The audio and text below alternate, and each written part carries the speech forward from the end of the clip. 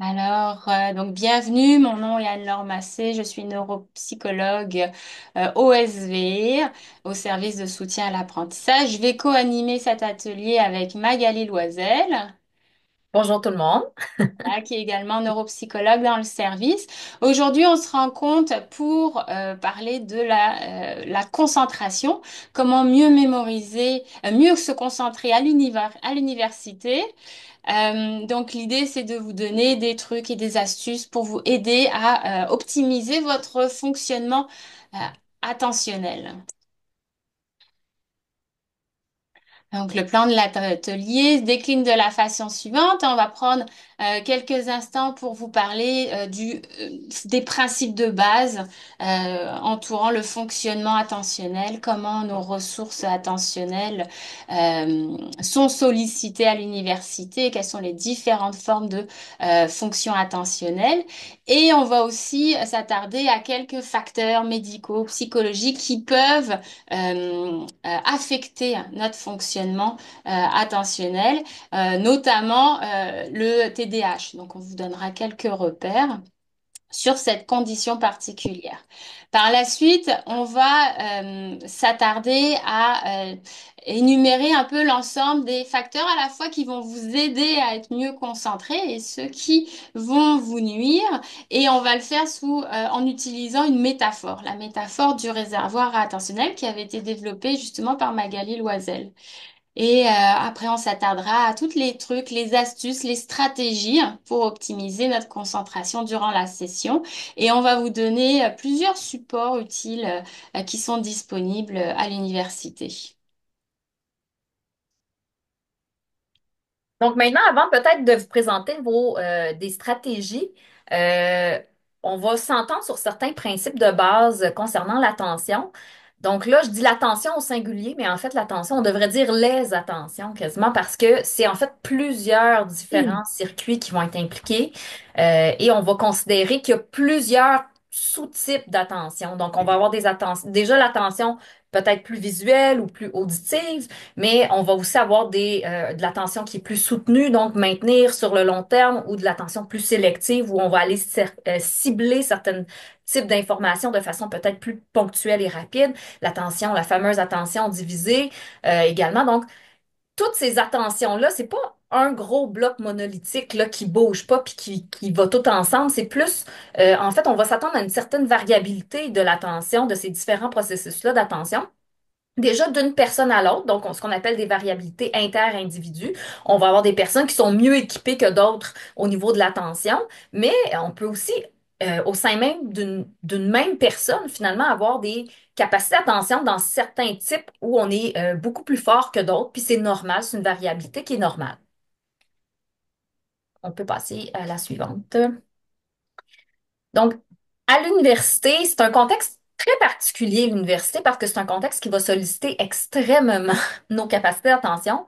Euh, Probablement une partie de notre vie où est-ce qu'on n'aura jamais eu à solliciter autant nos capacités d'attention, rester assis des fois des heures à étudier ou à écouter un cours. Donc, ça reste quand même assez spécifique au milieu universitaire et on sait qu'être étudiant à l'université en 2025, ça a des défis différents hein, que par exemple, quand on passe des années 2000 ou même avant. Donc, c'était avant l'arrivée des nouvelles technologies, des téléphones intelligents, les réseaux sociaux et tout ça. Donc, on sait que de nos jours, il y a un phénomène de fragmentation de l'attention. Et c'est un phénomène qui va beaucoup nuire en fait à l'exécution des tâches spécifiques aux étudiants qui nécessitent par exemple lire un article, rédiger un travail. C'est des tâches qui nécessitent une attention vraiment en profondeur et une attention qui est soutenue. Le problème, c'est que avec toutes ces technologies-là, on se retrouve avec des différents types de distractions externes et internes qui n'étaient pas nécessairement présentes dans le passé. De la distraction, il y en a toujours eu, mais de la distraction, par exemple, externe, un colocataire qui cogne à la porte, nos parents qui parlent dans la pièce à côté, des distractions internes comme se demander ce qu'on va manger pour souper ou se dire, ah, il faut pas que j'oublie de prendre rendez-vous, par exemple, chez le dentiste. Ça, c'est des distractions qui étaient déjà présentes. Mais là, on rajoute à ça toutes les distractions en lien avec les technologies, comme toutes les alarmes, les notifications, les textos qui rentrent. Donc ça, c'est... Puis en plus, c'est des technologies qui sont faites pour attirer notre attention puis la maintenir. Donc, c'est vraiment des distractions assez importantes et constantes. Et en plus des distractions, on pourrait dire internes en lien avec les technologies, on le sait qu'il y a beaucoup d'étudiants qui sont trop prises avec des envies, des fortes envies d'aller dans les réseaux sociaux, par exemple, plutôt que de continuer une lecture. Et donc ça aussi, ça rajoute à la surcharge. Et ce que ça fait, c'est que les gens souvent vont un peu papillonner hein, d'un message texte à, par exemple, une lecture et ainsi de suite. Et donc, ça fragmente l'attention et ça fait en sorte que, ben, on a moins cette attention soutenue et profonde dont on a besoin pour être efficace dans nos études.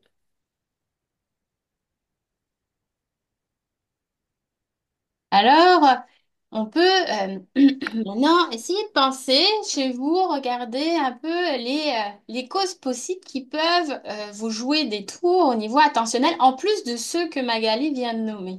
Est-ce qu'il y a d'autres conditions, d'autres situations qui pourraient vous rendre plus inattentif, soit en classe ou durant l'étude? Est-ce que vous avez déjà expérimenté des choses qui ont nui à votre attention? Alors, vous pouvez euh, Hmm. prendre le temps d'y penser chez vous. Vous pouvez aussi nous le partager sur le chat. On peut prendre quelques instants pour y réfléchir et les lister. Est-ce que une ou deux personnes veut mentionner un élément sur le chat? Oui, effectivement, hein, donc des fois on peut arriver en cours, on a moins bien dormi la veille, on a fait un peu d'insomnie, on a été stressé, et là on se retrouve en classe, un cours de 3 heures, cours magistral de 3 heures, et on remarque qu'on décroche plus facilement, on a du mal à suivre le rythme. Euh, des fois, il arrive que l'environnement soit plus bruyant. Donc là, notre attention, comme disait Magali, va être fragmentée. Donc on peut les partager. À la fois, on doit gérer cette distraction auditive, puis essayer d'écouter l'enseignant. Euh, il y a des personnes aussi qui peuvent être aussi plus sensibles. Ils ont un peu plus d'hypersensibilité sensorielle, sensibles à des odeurs et tout. Puis ça vient un peu nuire à leur attention, leur concentration en classe. Donc effectivement, hein, il y a tous ces éléments-là qui vont énergivores. Et donc il faut savoir, tout ça, ça nous rappelle que cette fonction cognitive, elle est très fragile. Et il en faut pas gros pour qu'elle soit déstabilisée. Donc là, on vous a mis d'autres facteurs, hein. On a identifié, il y a des facteurs médicaux, il y a des facteurs psychologiques et il y a des facteurs contextuels. Dans les facteurs contextuels, hein, il peut arriver que bon, ben, on a des préoccupations personnelles, on pense à un conflit qu'on a eu, ou on pense à notre performance, ou au regard des autres sur soi. Et là, en fait, bon, ben, notre attention est partagée. Des fois, il peut arriver qu'on arrive à un cours et le contenu de l'enseignement il soit très complexe. C'est comme arriver en cours, l'enseignant parle en japonais, vous connaissez rien au japonais, donc il est attendu qu'après quelques minutes, on commence à décrocher. Donc ça, c'est le contexte, hein, le contenu qui est trop complexe et qui va amener un problème d'attention, mais secondaire. Donc, vous avez parlé, il y a les facteurs médicaux, comme l'apnée du sommeil, l'insomnie, des carences alimentaires, de l'hypothyroïdie. Il y a des fois même certaines médications vont vous affecter la concentration. Et il y a des conditions neuropsychologiques aussi qui peuvent jouer, comme le TDAH, la dyslexie. On va s'y arrêter un petit peu plus au TDAH. Ça touche à peu près 5% de la population. On sait que, on a des étudiants et des étudiantes qui sont aux prises avec cette condition-là à l'université. Alors, ça reste une condition qui n'est pas trop fréquente, hein, c'est 5%. Donc, on peut vivre de l'inattention, comme on a vu tantôt, sans pour autant que ça soit du TDAH. Quand on parle de TDAH, hein, on dit que c'est une condition qui est permanente. Si vos symptômes fluctuent dans le temps On est moins dans du TDAH, c'est une condition qui est stable.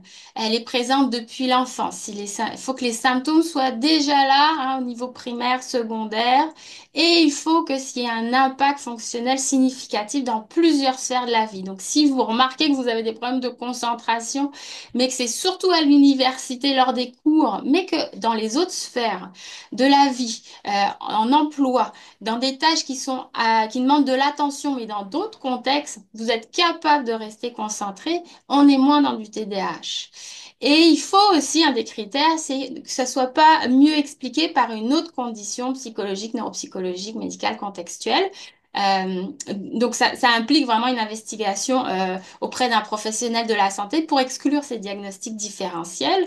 Et on sait par exemple qu'à l'université, on voit beaucoup de personnes qui sont aux prises avec de l'anxiété de performance, de l'anxiété sociale, et ils vont mimer un TDAH, donc dans le sens où ils vont avoir des problèmes de concentration, mais le problème primaire, c'est plus de l'ordre de l'anxiété. Et donc, on va traiter l'anxiété plutôt que proposer un traitement pharmaco de type psychostimulant. Maintenant, avant de vous proposer les stratégies, les ressources, c'est ça, pour faciliter, optimiser vos capacités d'attention, on va utiliser une métaphore qui est la métaphore du réservoir attentionnel. Donc, si on peut passer à la diapo suivante. Donc, en gros, cette métaphore-là, il y a différents... Il faut vraiment s'imaginer comme un réservoir avec des tuyaux, des robinets et tout ça. Donc, le réservoir représente finalement le contenant à l'intérieur duquel il y a vos capacités d'attention. Et ce contenant-là est de différentes grandeurs là, d'une personne à l'autre. Donc, ça, c'est la première des choses. Deuxième facteur, ça va être le ressourcement. Donc, le ressourcement attentionnel, c'est votre capacité à remplir ce réservoir-là. Et ça passe essentiellement par votre état de santé, votre hygiène de vie. En gros, c'est de répondre aux besoins physiologiques de votre cerveau qui a besoin de sommeil, d'oxygène, de nutriments. Donc, et de, évidemment, pas avoir à subir, par exemple, des problèmes de santé, des problèmes de consommation, des choses comme ça. Donc, c'est le ressourcement. Ensuite, l'épuisement attentionnel, ça fait référence à la vitesse à laquelle vous allez vider votre réservoir et ça passe par des tuyaux. Et ces tuyaux-là, en fait, ont différentes grosseurs. Il y a des tuyaux, comme vous pouvez voir, qui sont plus petits, d'autres qui sont plus gros. La grosseur du tuyau va varier selon deux, je dirais, deux critères différents, là. Le premier, je dirais, c'est l'automatisation d'une tâche. Donc, plus une tâche est automatique, plus elle est facile, plus le tuyau est petit. Ce que ça veut dire, c'est qu'au début, une tâche qui est plus dans l'acquisition et dans le contrôle attentionnel, plus on la pratique, plus le tuyau rapetisse. Hein? Si on pense par exemple à la conduite automobile, pour ceux qui conduisent la conduite automobile, on se souvient quand on a appris au début les cours de conduite, 15-20 minutes, on commence déjà à fatiguer, on se sent surchargé. Et pourtant, quand on devient un conducteur compétent et habitué, ben finalement, la conduite automobile, on est capable de conduire Montréal-Québec en écoutant de la musique, en parlant aux voisins. Donc, ce tuyau-là a fini par rapetisser. Deuxième élément, c'est est-ce que le tuyau, c'est une force ou une faiblesse? Donc, si on est dans nos forces cognitives, le tuyau va être plus petit, mais si on est dans une faiblesse cognitive, le tuyau va être un peu plus gros. Donc, on va voir des façons hein, d'utiliser des plus petits tuyaux ou de rapetisser des tuyaux comme stratégie pour lutter contre l'épuisement. Quatrième facteur, ça va être la capacité de mobilisation attentionnelle. En gros, c'est est-ce que vous êtes capable d'ouvrir le robinet ou pas? Donc ça fait référence, entre autres, à la motivation, à la fameuse procrastination, qui est le mot de tous les étudiants. Et bon, les capacités aussi d'autorégulation, qui est comme finalement l'habileté à se discipliner. Donc, on peut agir également sur ces aspects-là. Et dernier facteur, c'est l'efficacité. Donc, l'efficacité, c'est la force du débit au sein d'un tuyau. Donc, ici, si on voit qu'il y a trois tuyaux d'ouvert, on ne sera pas capable de faire le petit tuyau qui est dans le centre en bas, là. Pourtant, il est tout petit, ça devrait être une tâche facile, mais si on a trois tuyaux d'ouvert en même temps, ça ne marche pas. Donc, il faut qu'on réussisse à optimiser, à maximiser la force du débit. C'est ça l'efficacité. Et pour ça, des fois, ben, il va falloir peut-être boucher de façon permanente ou temporaire certains tuyaux qui sont non pertinents à la tâche en cours. Donc, il y a des stratégies également pour gagner de l'efficacité attentionnelle. Alors, on va reprendre maintenant chacun de ces dimensions-là et puis on va réfléchir aux stratégies qui peuvent être utilisées. On va vous en donner quelques-unes, mais c'est aussi un point de repère pour vous, cette métaphore, pour après développer par vous-même des stratégies alors selon la façon dont vous fonctionnez. Si on commence par ce potentiel attentionnel, Magali, elle nous disait, hein, c'est le contenant, hein, c'est la capacité, c'est le potentiel. Qui optimal, il est dit stable à l'âge adulte, hein, il va augmenter quand on est enfant et puis on arrive à une stabilité, on a ce contenant qui est plus ou moins grand selon les personnes. Il y a des personnes qui ont des forces attentionnelles, il y en a pour qui c'est plus fragile. Ce qui est important, c'est de le savoir. Et donc pour ça, ça peut être intéressant durant les études d'essayer de l'estimer, hein. Donc, vous pouvez penser un petit peu à comment est-ce qu'on peut estimer, hein, c'est quoi ma capacité d'attention optimale. Donc, par exemple, une des façons, vous pouvez regarder en moyenne à partir de combien de temps à partir de quand vous commencez à décrocher en classe. Donc, sur un cours de 3 heures, à partir de combien de temps vous commencez à être un peu plus distrait, à commencer à bouger un peu le pied. Donc là, c'est des petits indicateurs que l'attention commence à s'effriter un petit peu. Autre situation, quand vous lisez un texte, combien de temps en moyenne vous êtes capable de lire un texte universitaire? Donc ça va vous donner des petits repères.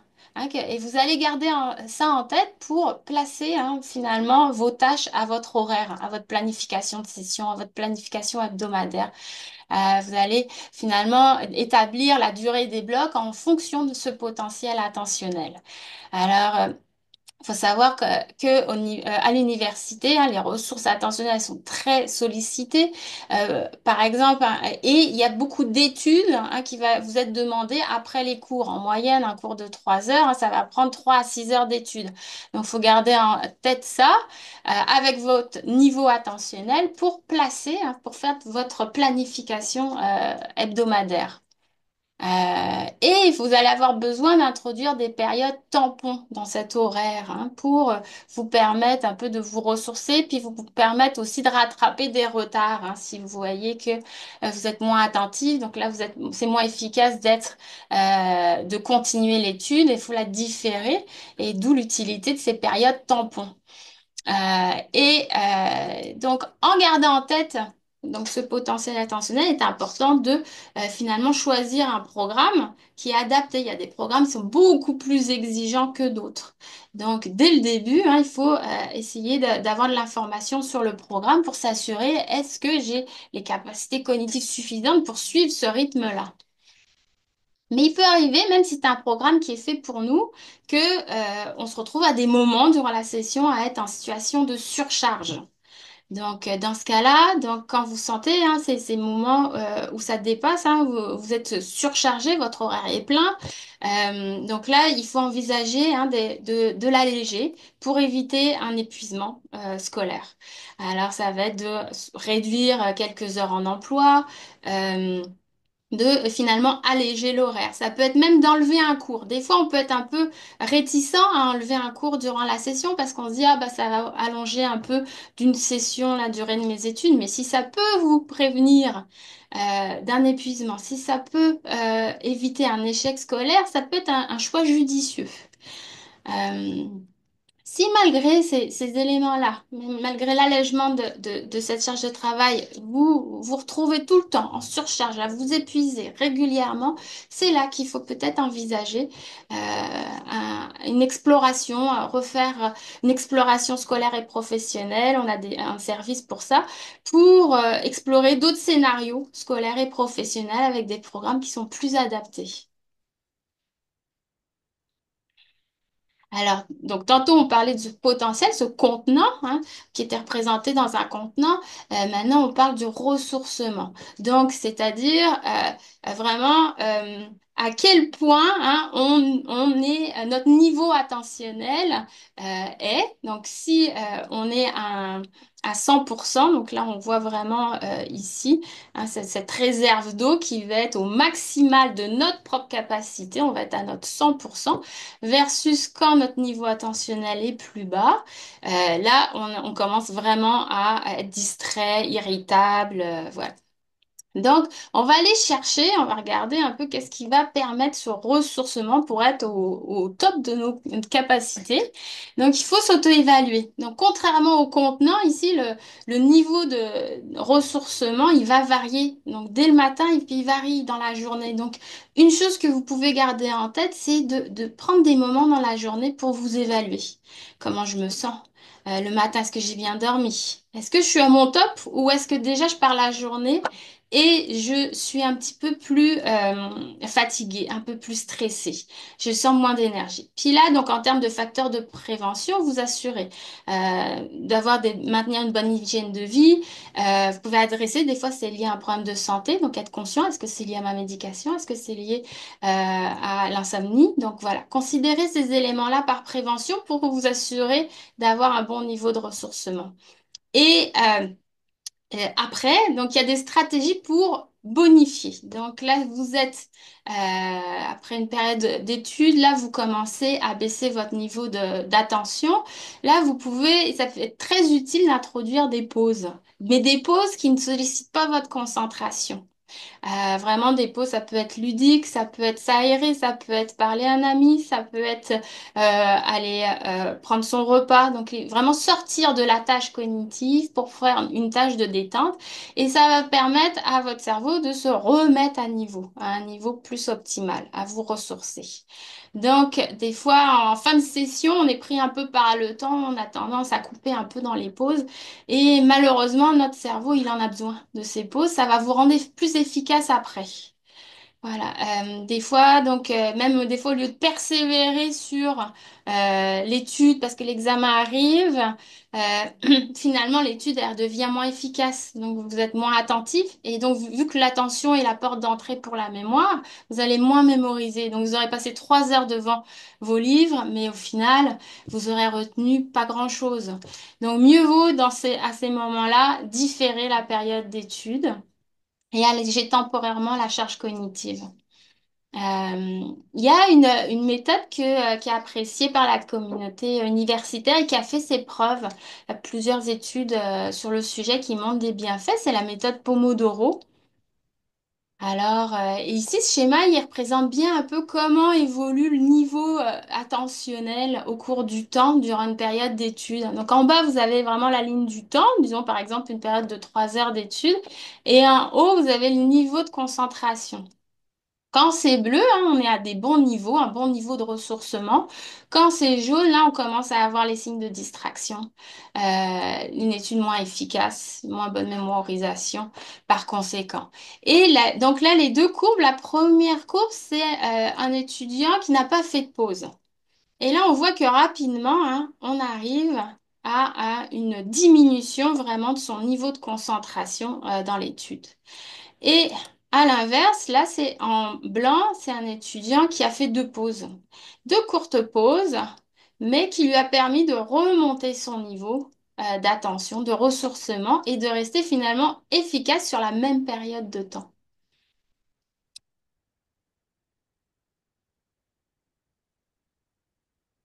Ensuite, maintenant, les stratégies concernant l'épuisement. Donc, on le dit, l'épuisement, c'est la vitesse à laquelle on va se vider de nos capacités d'attention. Et là, on va avoir plein d'enjeux qui peuvent être en cause. Avant d'aborder les stratégies, on prend un petit moment d'auto-évaluation, d'auto-observation. Ce qui est important, en fait, c'est de se connaître parce que tout le monde est différent.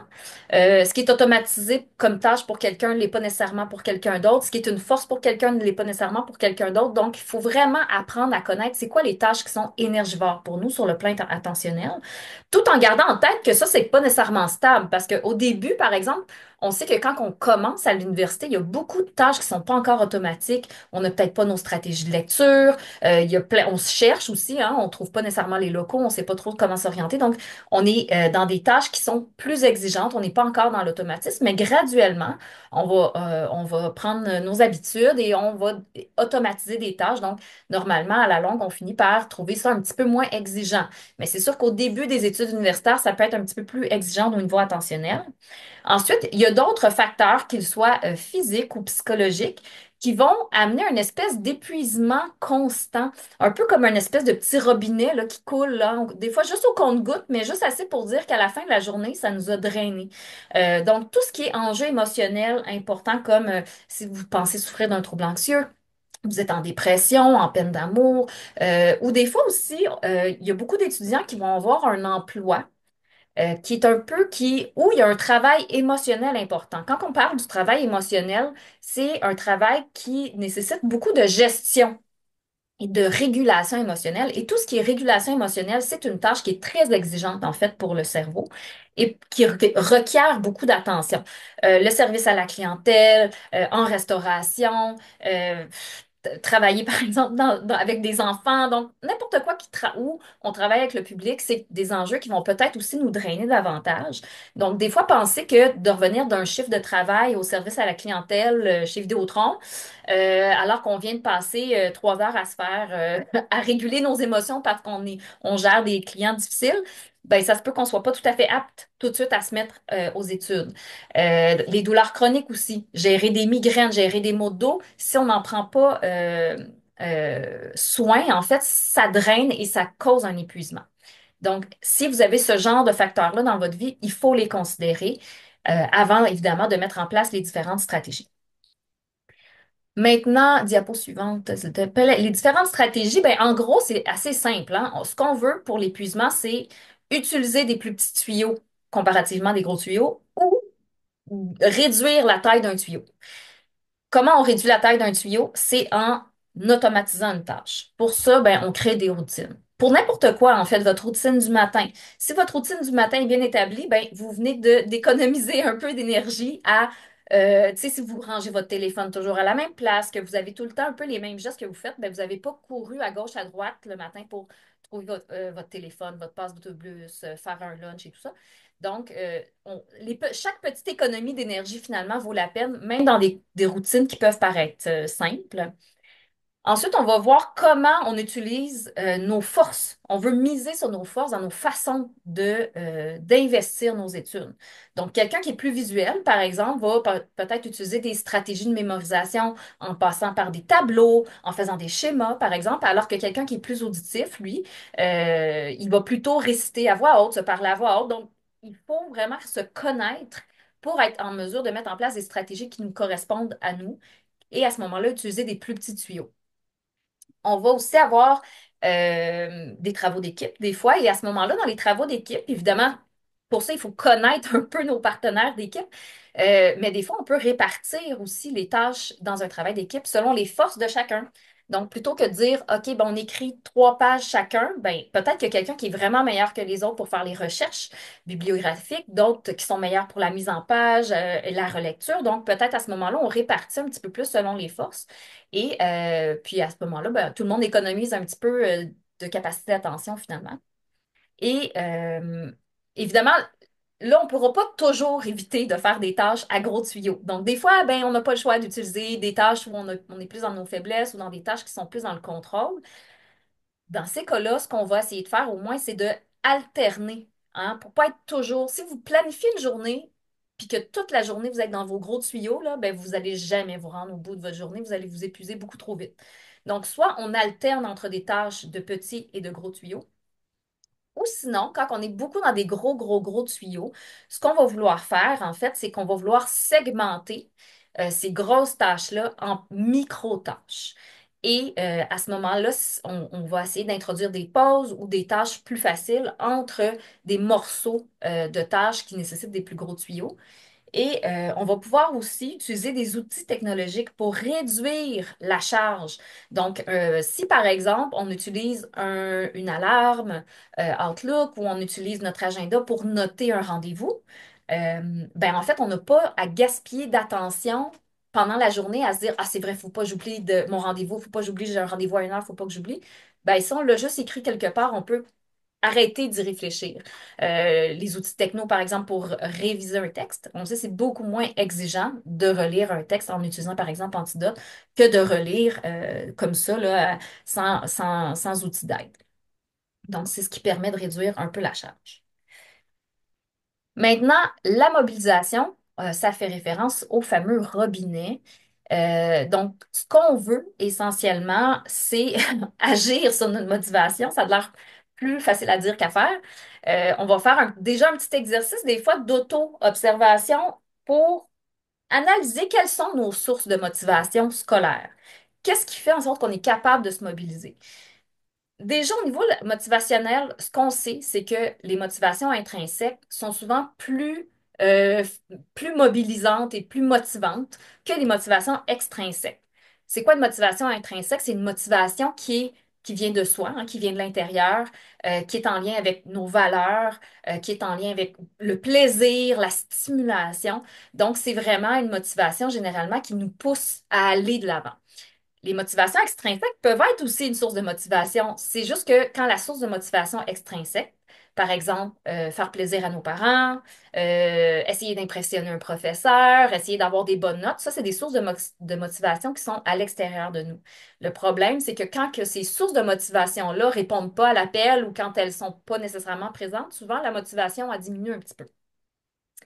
Ensuite, on peut analyser nos capacités d'autorégulation. Encore une fois, on n'est pas tous égaux en termes d'autorégulation. Il y a des gens qui ont beaucoup de facilité à se discipliner.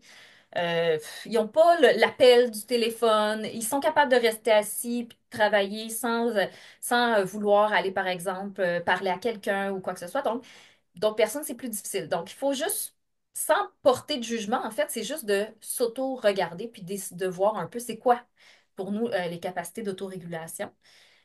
Puis voir si nous, on a besoin de mettre en place des stratégies pour s'aider à ce niveau-là ou moins que d'autres personnes. On peut se questionner aussi sur notre intérêt pour notre programme, pour notre cours, parce que c'est sûr que l'intérêt, c'est une forme de motivation en lien avec la motivation intrinsèque, en fait.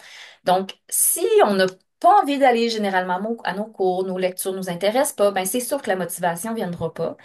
Et si c'est le cas, bien évidemment, on peut se poser question à, ben, peut-être qu'il faudrait que je change de programme. Après, c'est sûr qu'on ne peut pas être toujours super intéressé. Ça se peut qu'il y ait des cours qui nous intéressent un petit peu moins, mais l'idée, c'est de regarder un peu le général. Est-ce que notre programme nous convient? Et évidemment, si on a des enjeux psychologiques importants, si on traverse un épisode dépressif, par exemple, on peut avoir de la difficulté à se mobiliser ou aussi des fois notre historique scolaire personnel on sait souvent les deux extrêmes, je dirais, les deux cas de figure extrêmes. Des fois, on va avoir des difficultés de mobilisation. Autant les gens qui ont eu trop de facilité scolaire dans leur historique scolaire. Ils n'ont jamais eu à travailler, ils n'ont jamais étudié. Au primaire, secondaire, il y avait tout le temps des bonnes notes, ils faisaient jamais rien. Et puis là, arrivent aux études postsecondaires et là, ils sont pas outillés pour travailler, pour soutenir, ils savent pas comment s'y prendre en fait. Et c'est très démoralisant parce que là, ben, ils obtiennent pas facilement des bons résultats. Donc, ça peut avoir un impact sur la motivation. Ou à l'inverse, quelqu'un qui a vraiment été souvent dans l'adversité, qui a travaillé fort, qui a bûché fort, puis qui n'est pas nécessairement récompensé, ben, peut effectivement aussi avoir des difficultés à se mobiliser parce qu'il a tout le temps peur de connaître un échec. Donc, ça, c'est des choses sur lesquelles on peut se questionner. Maintenant, c'est pas impossible de travailler sur la motivation. Il y a différentes stratégies qu'on présente ici, mais il y en aurait d'autres, évidemment. Euh, Déjà, si on a une tâche qu'on a à faire qui nous motive pas particulièrement, on peut des fois agir sur le contexte de la tâche pour la rendre plus agréable. Donc, si par exemple, vous deviez faire une lecture, vous pourriez décider de vous rendre à un café avec un très bon ami pour faire cette lecture-là avec lui. Vous pourriez vous installer avec une grosse doudou, vous faire un gros café, mettre des huiles essentielles, peu importe qu'est-ce qui met de la musique agréable. Donc, faire en sorte que le contexte est agréable et que vous avez envie de vous plonger dans votre lecture dans ce contexte-là.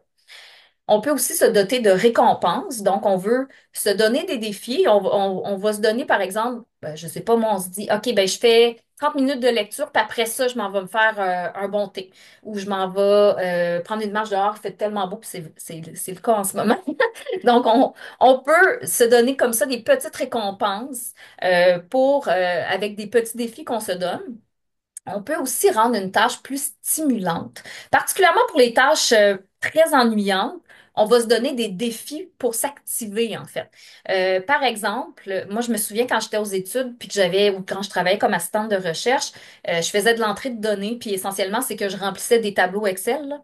C'était pas particulièrement intéressant, et ce que je me disais, c'est que, par exemple, j'avais des fiches que je devais transcrire, puis là, je me disais, OK, je me donne 2 minutes, puis j'essayais d'y aller comme le plus rapidement possible pour essayer de me donner des défis, en fait.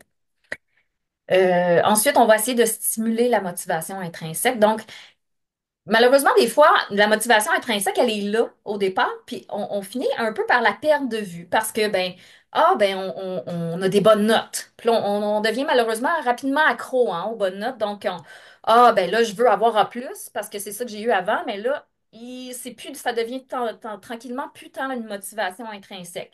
Donc, ce qu'on veut, c'est reconnecter à cette motivation à la base, donner un sens à notre projet scolaire et le projet d'études, pourquoi on est inscrit là-dedans, pourquoi on veut devenir telle profession, par exemple. Essayer de juste être dans le plaisir d'apprendre, reconnecter avec notre capacité de curiosité, d'émerveillement.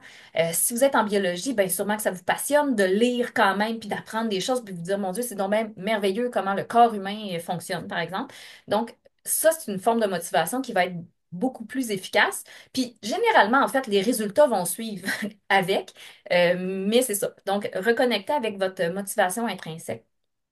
Et tous les outils aussi d'autorégulation, pour ceux qui ont plus de difficultés, comme je disais, il faut savoir est-ce qu'on est plus ou moins bon à s'autoréguler. Et sinon, ben, mettez-vous bloquez les notifications, mettez des limites parentales, des contrôles parentaux, donnez votre téléphone à votre coloc, puis dites-lui, redonne-moi le pas tant que j'ai pas terminé mon travail, par exemple. Donc, on se dote d'outils externes, que ce soit des outils technologiques ou des outils, c'est ça, pour s'autoréguler finalement si on a de la difficulté. Et il reste un facteur qu'on n'a pas parlé, c'est l'efficacité, hein, qui est représentée ici par ces bouchons qu'on met sur les tuyaux. C'est vous-même qui allez décider, hein, dans votre journée, hein, de fermer certains tuyaux pour vous rendre, ça va augmenter la force du débit, hein, sur le tuyau que vous voulez, sur la tâche que vous souhaitez, et ça va augmenter son efficacité. Il y a plusieurs facteurs qui vont influencer ce niveau d'efficacité. Plus vous êtes organisé, donc vous avez comme regardé les niveaux d'urgence, de priorisation des tâches, hein, dans la journée, puis vous avez établi une liste de choses que vous allez faire et vous allez faire peut-être un peu plus séquentiellement pour être sûr que chaque tâche est faite de façon efficace. Et ainsi éloigner, hein, toutes les distracteurs externes et internes. Des fois, il peut arriver que quand on lit ou quand on rédige, on se retrouve à avoir des pensées, hein, internes qui arrivent et qui nous amènent à nous évader vers d'autres choses. Mais là, consciemment, hein, il faut essayer de arrêter ces pensées. Et des fois, on peut le faire en annotant rapidement. Tu sais, des fois, il y a une petite pensée qui a, oh, il faut que j'aille sortir les poubelles et tout. Bah, au lieu de le faire sur le moment et de vous éloigner de la tâche de lecture, bah, vous le notez, hein, et vous y revenez après le temps que vous aviez alloué à la tâche de lecture. Donc, c'est vraiment bien gérer les distracteurs, les éloigner du moment pour être focus et donc être plus efficace sur la tâche. Euh, il y a plusieurs stratégies, hein. Donc, vous allez aménager votre environnement. Magali, elle disait tantôt, hein, justement, donc les cellulaires, on les éloigne et tout, pour rester sur ces tâches plus exigeantes, hein, comme de rédaction, ou de révision, ou de mémorisation. Et donc, vous allez aménager votre environnement, ça va vous rendre plus efficace. Vous pouvez donc aussi donc bien gérer la gestion de vos tâches notamment quand c'est des tâches plus grandes, ben, vous pouvez la découper en plusieurs parties, micro-tâches que vous allez faire à différents moments pour vous assurer d'être hautement efficace sur cette micro-tâche plutôt que moyennement efficace sur une grande tâche. Donc ça renvoie aussi à ce qu'on avait vu tantôt par rapport à l'introduction de pause. Et puis des fois, il y a des petites stratégies qu'on peut utiliser pour garder le focus, hein, et l'efficacité. On peut notamment verbaliser, se parler quand on lit à voix haute. Ou quand on mémorise, se parler à voix haute, ça vite, ça permet aussi de gérer un peu les distracteurs internes, les pensées distractrices internes. Et ça nous permet finalement donc de garder le maintien de l'attention sur la tâche. Quand on lit aussi, ça peut être d'annoter, d'inscrire des mots-clés en marge. Ça nous permet finalement toute notre pensée, notre concentration est allouée sur la tâche, puis elle passe par différents moyens. Donc lire, annoter, se faire un schéma, mais toujours orienté, centré sur cette tâche. Euh, donc, Si vous voulez en savoir plus, il y a plusieurs documents, tant des livres, des balados, des émissions de radio qui portent sur la concentration. Il y a notamment le livre Savoir apprendre pour réussir, qui donne aussi des conseils, des méthodes d'études, des stratégies d'études qui peuvent vous aider à l'université. Vous pouvez prendre une capture d'écran, si ça vous intéresse, pour garder les références, avoir les références. Et puis au sein des SVE, il faut savoir qu'on a aussi des services, hein. Si vous voulez explorer un peu plus ces questions, si vous vivez des difficultés de concentration, il y a des services pour vous apporter un soutien durant vos apprentissages. Ça peut être des suivis individualisés, on a des orthopédagogues, on a des psychologues en soutien à l'apprentissage, il y a aussi des neuropsychologues dans l'équipe. S'il y a des questionnements, s'il y a besoin de faire des dépistages, des évaluations pour vérifier s'il y a une condition type TDAH. Dans le service, vous avez aussi accès comme étudiant aux rendez-vous éclairs. Ça, c'est des consultations gratuites de 20 minutes qui ont lieu les mardis et mercredis après-midi les mercredis et jeudis après-midi. Et pour ça, vous pouvez vous inscrire via la page web. Puis pour avoir, c'est vraiment pour répondre à une ou deux questions très spécifiques en lien avec l'apprentissage. Et il y a aussi, via le calendrier de la vie étudiante, vous allez voir aussi un ensemble d'autres ateliers complémentaires et des formations en ligne en lien avec le soutien à l'apprentissage. Et il y a aussi des groupes d'entraide. Vous avez des groupes de rédaction, des groupes TDAH, des groupes parents, étudiants parents, étudiants internationaux, puis des rendez-vous études. Alors, Alors, est-ce que tu peux remettre les références juste avant à quelqu'un qui aimerait faire une capture d'écran? bien sûr, voilà.